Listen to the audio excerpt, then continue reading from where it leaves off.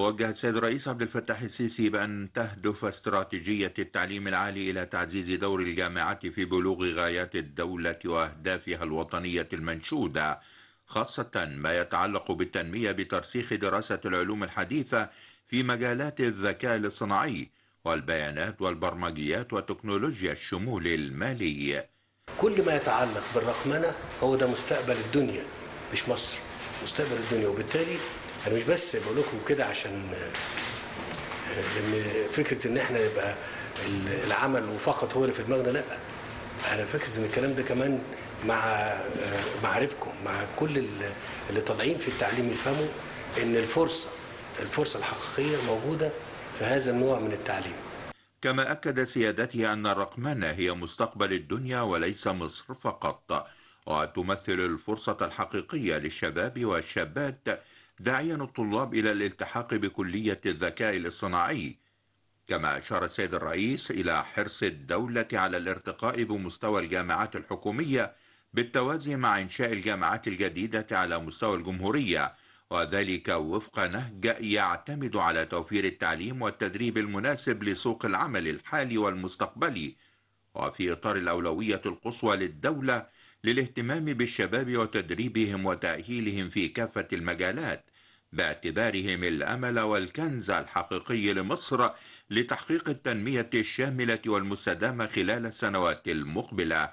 ووجه السيد الرئيس عبد الفتاح السيسي المجلس الأعلى للجامعات بتعزيز آليات رعاية النوابغ والمتفوقين من الطلاب ودعمهم، وذلك لبناء جيل من الكوادر الشبابية المتميزة والقادرة على الإسهام المبتكر في استكمال مسيرة التنمية المستدامة للدولة ولترسيخ عامل المعرفة والابتكار والإبداع في المجتمع.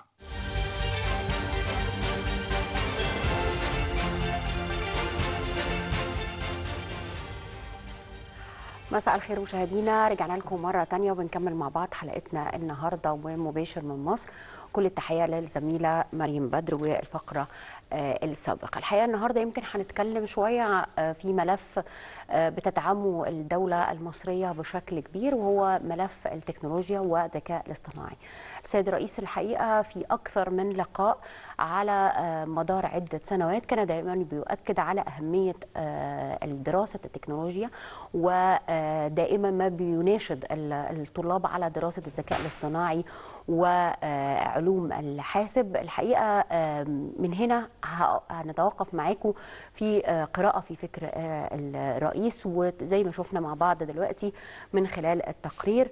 الحقيقة عالم التكنولوجيا في حد ذاته وأهميته ليست في مصر فقط ولكن في العالم أجمع، ونحن جزء من هذا العالم، فلا بد من مواكبة هذا التطور. اسمحوا لي رحب النهارده بضيفتنا الأستاذة غادة عامر، عميد كلية الهندسة بجامعة مصر علوم وتكنولوجيا وزميل أكاديمية ناصر العسكرية العليا. مساء الخير يا دكتور. مساء النور يا فندم، كل سنة وانتم طيبين. كل سنة وحضرتك طيبة. طيب خلينا في البداية يعني نتوقف عند أهمية دراسة علوم التكنولوجيا. طبعا العالم كله دلوقتي بيتغير في اتجاه الثوره الصناعيه الرابعه اللي بدات من 2016 علنا، يعني اعلنت للعالم والمجتمع كله في 2016، والدوله المصريه من 2014 بدأ يتغير فكر الدولة خالص لأهمية امتلاك العلوم والتكنولوجيا الفائقة. قوة العالم كله أو قوة الدول الكبرى في العالم هي من تمتلك التكنولوجيا وليست من تمتلك الثروات الموروثة التقليدية. فكان توجه الدولة المصرية، وده كان نوع برضو فريد وغريب جدا، ان احنا نلاقي القيادة السياسية بدأت تتوجه لفكر العلم والبحث العلمي في امتلاك وليس استهلاك التكنولوجيا.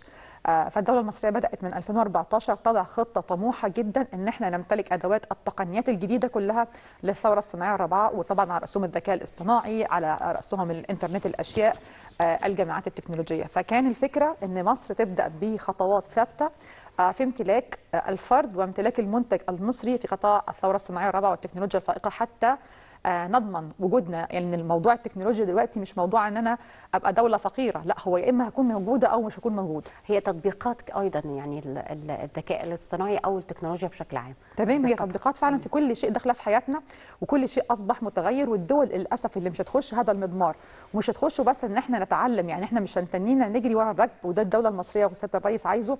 احنا عاوز ان احنا ناخد خطوه استباقيه، ان احنا نكون في المقدمه، ما نبقاش احنا بنتابع الركب كالعاده. الاول كان عندنا رفاهيه ان احنا نتحمل ان احنا نتعلم، ونستنى ونتمهل. دلوقتي ما فيش رفاهيه ده، كل الدول تحت ضغط التطور اللي بيحصل واحنا ما بنلحقش. يعني وهل احنا لدينا الامكانيات والاليات لتنفيذ ذلك؟ احنا عندنا الحمد لله اليات بدليل المؤشرات الدوليه، يعني مش احنا اللي بنقول الكلام ده. تمام. المؤشرات الدوليه بتتكلم على مصر حاليا ان مصر اصبح عندها تصدير في بعض الحاجات اللي تخص الثوره الصناعيه الرابعه في قطاعات عديده جدا. مصر بدات تعمل مناطق صناعيه كبيره جدا، الناس مش شايفاها لان الناس ما بتسمعش عنها للاسف، ولكن الصناعات دي اصبحت موجوده في شرق بورسعيد، عندنا في منطقه اطفيح دلوقتي بنعمل مصنع كبير جدا، ودوت هيخلي موقع مصري في قطاع التكنولوجيا عالي.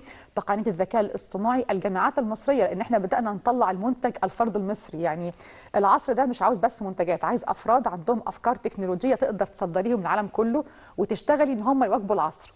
احنا بنتعلم تقنيه الذكاء الاصطناعي النهارده او الثوره الصناعيه الرابعه، اسبوع ويكون التقنيه اللي بعدها طلعت، الميتافيرس يطلع اللي بعدها.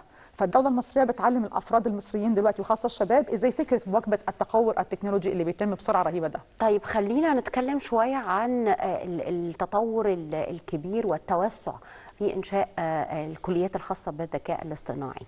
دائما بيبقى في عندنا فجوه ما بين عدد الكليات وعدد الخريجين مع وجود فرص العمل. هل احنا مستقبلين للنقطة دي بعد مثلا عدة سنوات اللي هي مدار فترة الدراسة، بعدها هيبقى في فرص عمل متاحة لهؤلاء الشباب؟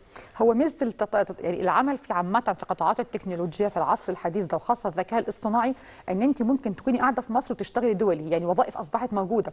احنا لما بنفتح اي مشروع تكنولوجي مثلا، حتى مشروع مثلا اللي بنتكلم على تصنيع الجلود، بتتكلمي انه يبقى الشغل اونلاين؟ ممكن اونلاين.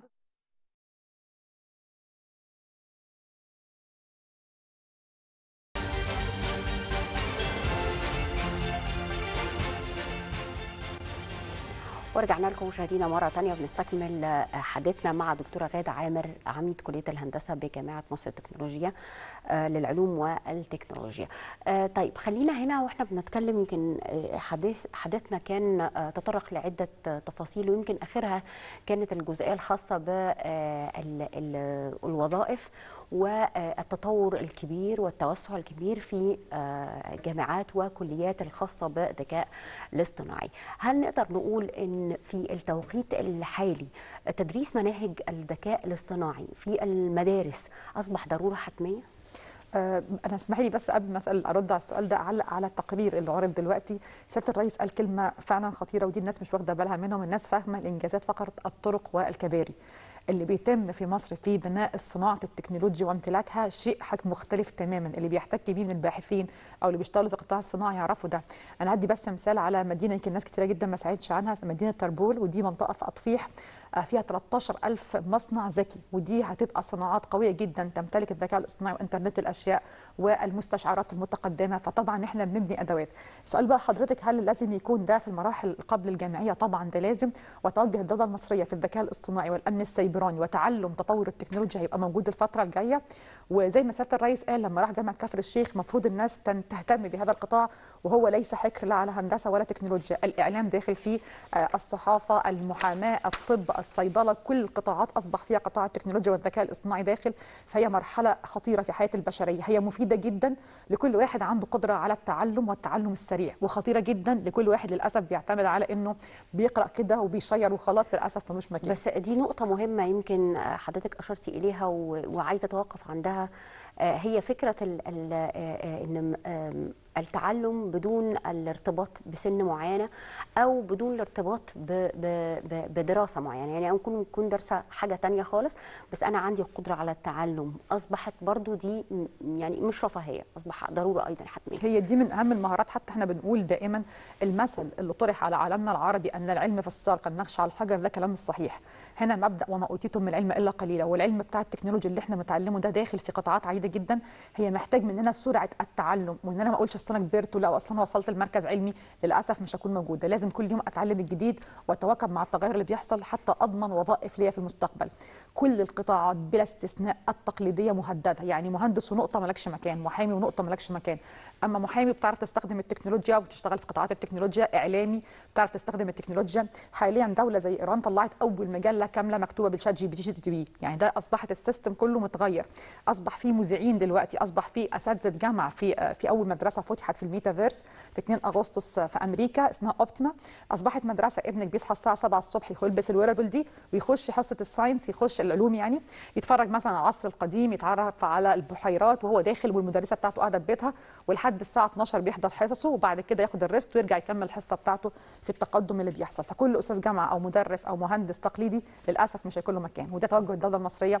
حتى احنا في قطاعات التكنولوجيه وفي قطاعات البحث العلمي الدوله دايما بتوجه ان احنا لازم نتطور بسرعه ونتعلم حتى التكنولوجيا بسرعه، ما نبقاش مستمرين بنفس الطريقه التقليديه حتى نضمن وجودنا في الفتره الجايه ان شاء الله. بالظبط ان شاء الله.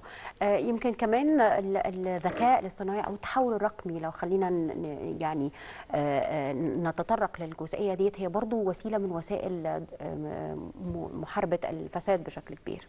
دي حقيقة. هي التحول الرقمي هو منبعه طبعا التحول اللي حصل في الثورة الصناعية الرابعة، ان كل شيء هيبقى مراقب، كل شيء ليه قدرة غير عادية على تتابع كل شيء بيحصل في الدولة المصرية او في اي شركة او في اي مكان. مثله انه هيقفل المنافذ اللي كانت موجودة، يعني انا اقدر بالتحول الرقمي دوت اعرف عدد السكان، اعرف الوزارات. دلوقتي مصر عامله حاجه اسمها تقنيه جي تو جي، الجفرمنت بتكلم الجفرمنت. كانت زمان مثلا الوزاره عندها معلوماتها مش بتقولها للوزاره الثانيه، وبالتالي يبقى عندي خلل في المعلومات. دلوقتي المعلومات مفتوحه وفي تبادل بين المعلومات. غير كده بترصد لي كل الاحداث اللي بتتم في الدوله وبتعرفني امكانياتي ايه.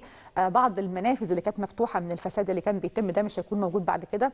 العاصمه الاداريه دي خير مثال على استخدام تقنيات الثوره الصناعيه الرابعه في التحول الرقمي، ان المواطن ما عادش هيحتك خلاص باللي بيأدي له الخدمه. يعني ممكن انا قاعده في البيت اطلع اللي انا عايزاه كله بتسعيره محدده بحاجه محدده، واتبع كمان الورقه بتاعتي راحت فين، وبالتالي هقلل المشاكل اللي كانت بتحصل وهتخلي المواطنين عندهم قدره اكتر على انها تركز على الابداع والابتكار. ما ضيعش عمري في مواصلات، ما ضيعش عمري في وقفه طابور، ما ضيعش عمري بقى في خناقات، لا مفيش الكلام ده خالص. فطبعا التحول الرقمي حتى مصر لما عملته في 4 مدن، العاصمه الاداريه الجديده وبورسعيد والمنصوره والعلمين، فرق كتير جدا في خدمات كنا بنقدمها ما كناش عارفين ازاي نوصلها للمحتاجين، واصبحت بتصل للمحتاجين ويتم تطويرها، وخد كمان الفيدباك من الجمهور لو فيها اي مشكله. فطبعا وخلي بالك حضرتك العالم كله متجه لده، يعني مصر دلوقتي بتبني المدن الذكيه اللي هي قائمه على الثوره الصناعيه الرابعه والتحول الرقمي، وده هيفرق كتير جدا معانا في كاستثمار، لان المستثمر عاوز يجد طرق كويسه جدا واسلوب تقني في اداره المعلومات والامن السيبراني اللي عندك، وانت بدات تعملي ده في الدوله المصريه. ده حقيقي. ومنصه مصر الرقميه اعتقد كمان بتقدم كثير من الخدمات. جدا كتير جدا، كل الوزارات دلوقتي اصبح فيها الخدمات الرقميه، وطبعا والناس اكيد حست بيها الفتره اللي فاتت وفرق كتير جدا معانا حتى في التعامل. تمام. طيب خليني كمان اتكلم شويه عن المشروعات الكبرى ودور الذكاء الاصطناعي فيها. المشروعات الكبرى اللي بتتم، الصناعات اللي تمت في مصر، يعني احنا عندنا مثلا منطقه الرمال السوداء اللي بدات تشتغل دي، احنا ما كانش دي نقطه مهمه ان انت يكون عندك مصدر الخامات الرئيسيه اللي بتستخدميه في مصر، وده مشروع قومي مهم جدا هيخلي المنتج المصري يعلى قيمته اكتر من الطبيعي. ايضا عندنا مشاريع قوميه اللي تمت، لو انت حتى شفتي الفتره اللي فاتت صناعه الفوسفات، عندنا التطويرات اللي بتتم في طريقه المدن واستخدام التقنيات الحديثه فيها. المونوريل ده قصه لوحده، يعني دوت حتى احنا عندنا القطار حابي ده رقم 4 على الشرق الاوسط، او رقم 4 على مستوى العالم من سرعه الاداء بتاعته، وطبعا ده هيفرق كتير جدا معانا في التقنيات اللي بتتم. الناس شايفه الموضوع المنظومه هي متكامله، المنظومه ان انت عايزه تعملي دوله مستقره في تطور تكنولوجي خطير بيتم، بالاضافه ان انت تجذبي المستثمر وتفتحي وظائف نوعيه. كل مشروع بيتم في مصر بيفتح وظائف نوعيه كتيره، بس للاسف مش هينفع فيه الشخص اللي مش متعلم صح. يعني الوظائف الموجوده في محطه بنبان، ودي اكبر محطه مجمعه للطاقه الشمسيه في الشرق الاوسط، ودي حاجه يعني فعلا فخر ان احنا نمشي في اتجاه ان احنا التنميه المستدامه واستخدام الطاقات النظيفه. دي كان فيها وظائف كتيره جدا، لكن مش عاوزه مهندسين تقليديين، عايزه مهندس عنده فكر في استخدام التكنولوجيا، مش عايزه محامي تقليدي، عايزه محامي عنده قدره على استخدام ده. فطبعا كل المشاريع القوميه اللي بتفتح بيبقى فيها وظائف، ومره ثانيه وجود المنتج المصري او الفرد المصري فيها دي مساله امن قومي. فعشان كده الدولة دلوقتي بتوجه، وعملنا الجامعات التكنولوجية دي عشان نخدم على قطاعات الصناعات المتطورة الحديثة، ونقدر نكون مواكبين العالم كله في التطور، لأن التعليم الفني من أهم التعليم اللي وجوده في الثورة الصناعية الرابعة هيفرق معانا جدا في كل شيء. بس ده هيرجعنا يعني لجزئية احنا طرحناها في بداية الحلقة، وهي فكرة ان القدرة على التعلم. في اي مرحله من المراحل العمريه والسنيه وحتى المهنيه. هو بص لانه يعني مش هيبقى له مكان من لا يستطيع ان يواكب هذا التطور. دي حقيقه. وهي موضوع السن بقى في العصر ده ميزته مفيش بقى سن، يعني انت عندك 10 سنين اتعلمتي هتشتغلي، عندك 90 سنه وقادره تواجبي وتعلمي هتفضلي موجوده على السيستم، مش هتحرمي معاش ابدا. للاسف الناس اللي هتبقى ماشيه بتقنيه ان انا لا اصلا انا بقيت استاذ وانا بقيت دكتور، لا خالص، للاسف انت مالكش مكان. فهي الميزه ان انت تعليم التكنولوجيا مش صعب، يعني انا بقول لك لو انت بتعرفي تستخدمي الفيسبوك يبقى انت ممكن تاخدي خطوه استباقيه وتعلمي.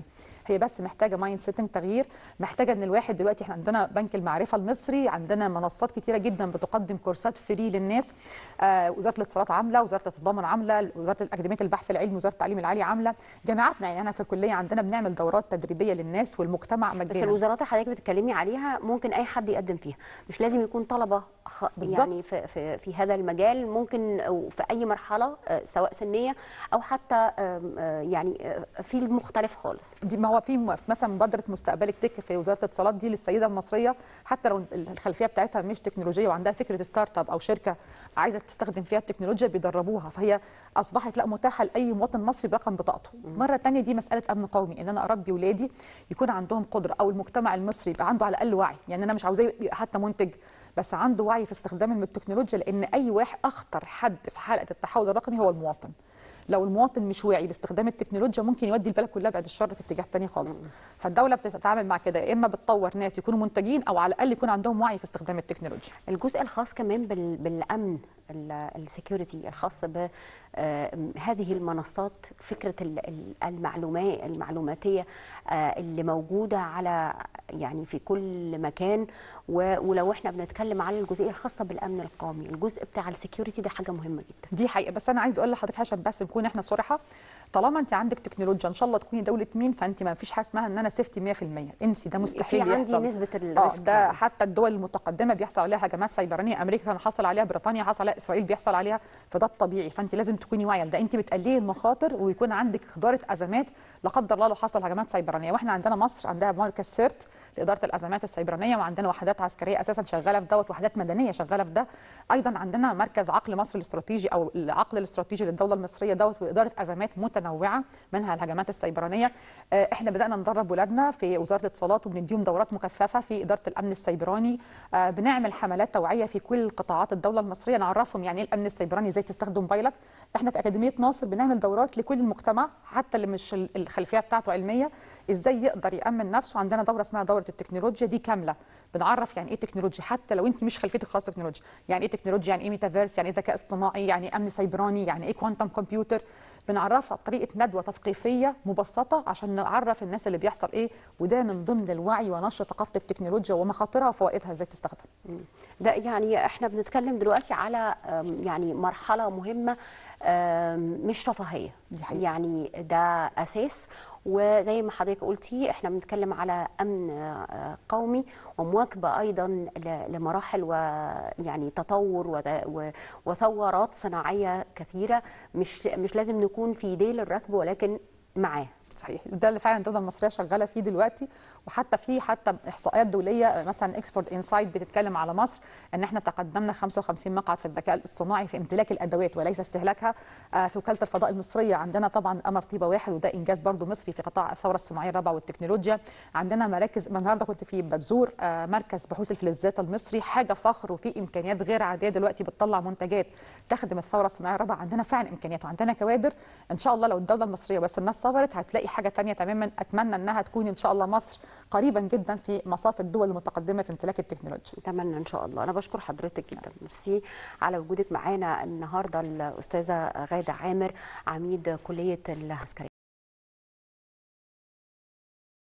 العليا. ميرسي يا فندم على وجودك معانا النهارده، وكل سنه وحضرتك طيبه. وبشكركم مشاهدينا على حسن المتابعه، وان شاء الله بكره اسره جديده مباشر المصريه. اللقاء.